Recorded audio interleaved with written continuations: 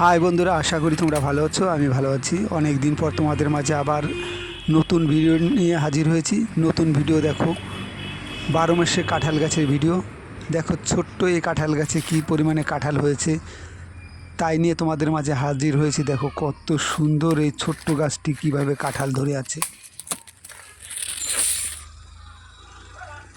কিভাবে মুচি এসে গেছে দেখো কাঁঠাল গাছটিতে।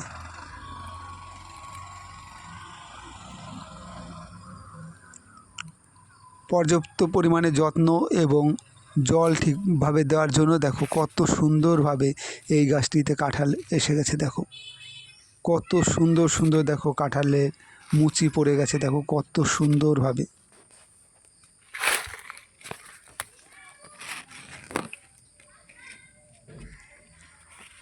এবং কতগুলো দেখো এক জায়গায় কতগুলো কাঁঠাল হয়েছে, দেখো কত কাঁঠাল।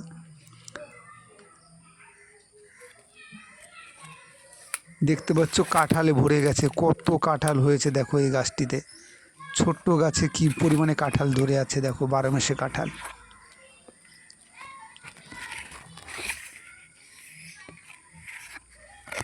এই কাঁঠাল পৌষ মাঘ মাসে কাটা যাবে। দেখো কত সুন্দরভাবে কাঁঠালগুলো হয়েছে।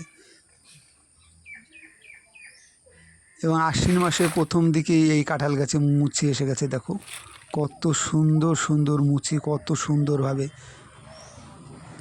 পর্যাপ্ত পরিমাণে ওষুধ স্প্রে করা প্রয়োজন, নয়তো কাঁঠালে পোকা লাগার সম্ভাবনা থাকে।